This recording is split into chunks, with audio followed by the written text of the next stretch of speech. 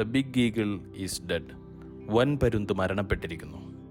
1481 May 3 Venetian doge Giovanni മോസനിഗോയ്ക്ക് കോൺസ്റ്റാന്റിനോപ്പിളിൽ നിന്ന് വന്ന ദൂതൻ എത്തിച്ച സന്ദേശമാണിത്.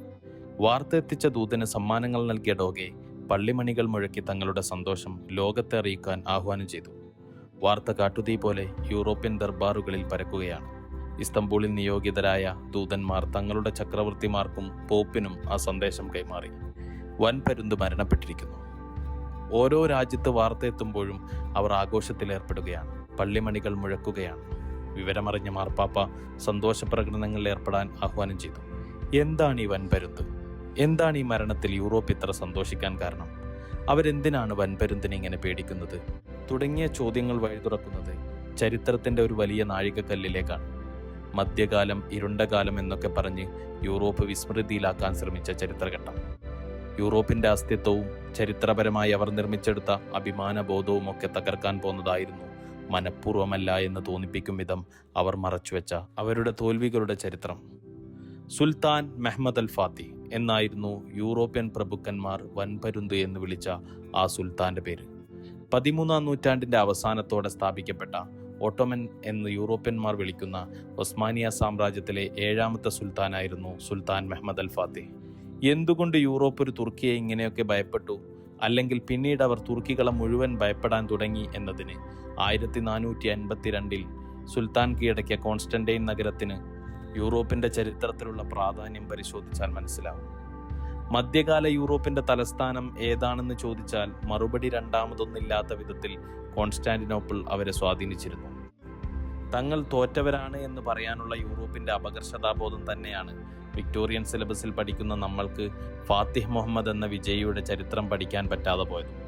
നിങ്ങൾ വിപ്ലവകാരികളും ഞങ്ങൾ ഭരിക്കുന്നവരും എന്ന ഔദാര്യ ചരിത്ര നിർമ്മിതികൾക്ക് തടസ്സമായതെന്തും മറച്ചുവെക്കുക എന്ന പ്രചാരക തന്ത്രത്തിന്റെ ഭാഗമായി മധ്യകാലഘട്ടത്തിനെ തന്നെ അവർ ഇരുണ്ട കാലഘട്ടം എന്നൊരു കർട്ടനിട്ട് മറച്ചുവെച്ചു.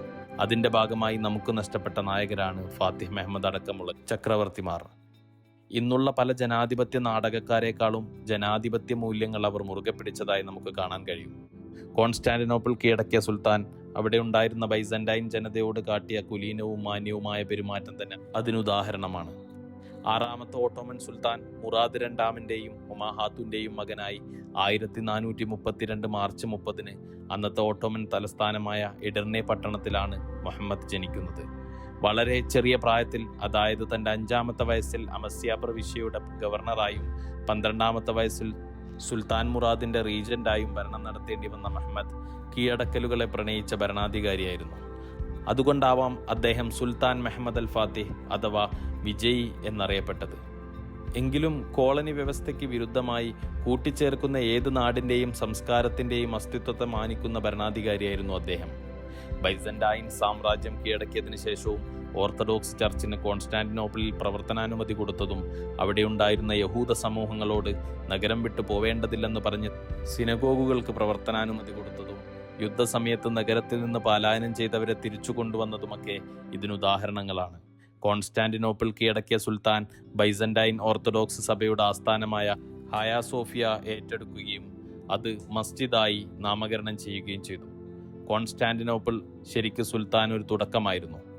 അതിനുശേഷം സെർബിയ, മോറിയ, ട്രെബിസൻസ്, വല്ലാഷിയ, ബോസ്നിയ, അൽബേനിയ തുടങ്ങിയ യൂറോപ്യൻ മേഖലകൾ ഒന്നൊന്നായി സുൽത്താന് മുമ്പിൽ അടിയറ വെച്ചു തുടങ്ങി.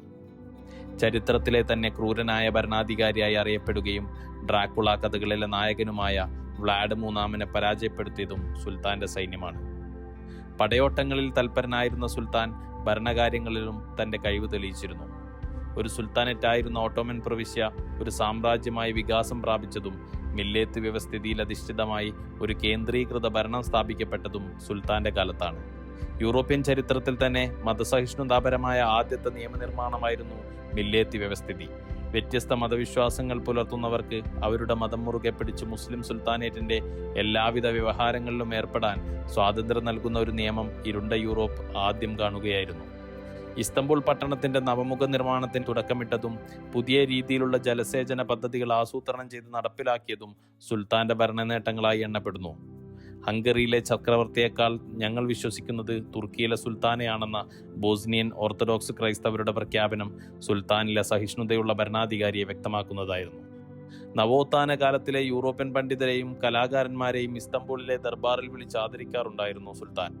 ആ കാലഘട്ടത്തിലെ പ്രശസ്തനായ ഇറ്റാലിയൻ ചിത്രകാരൻ ജെൻഡായിൽ ബെല്ലായിനി വരച്ചതാണ് സുൽത്താന്റെ മുകളിൽ കാണുന്ന ചിത്രം. എന്തായാലും ഏഷ്യക്കാരനും തുർക്കിയുമായ ഒരാളുടെ പടയോട്ടവും ആധിപത്യവും യൂറോപ്പിന് അരോചകമായിരുന്നു. അത് വ്യക്തമാക്കുന്നതാണ് 1481 മെയ് 3 അനറ്റോളിയയിൽ വെച്ച് മരണപ്പെട്ട സുൽത്താന്റെ മരണ വാർത്തയോടുള്ള പടിഞ്ഞാറിന്റെ സമീപനം. അതെ, പടിഞ്ഞാറിന്റെ തെരുവുകളിലെ മധ്യകാല ഹൃദയങ്ങളിൽ ആഹ്ലാദ നിർവൃതിയോടെ ആ വാക്കുകൾ മുഴങ്ങി. വൻപരുന്ത് മരണപ്പെട്ടിരിക്കുന്നു.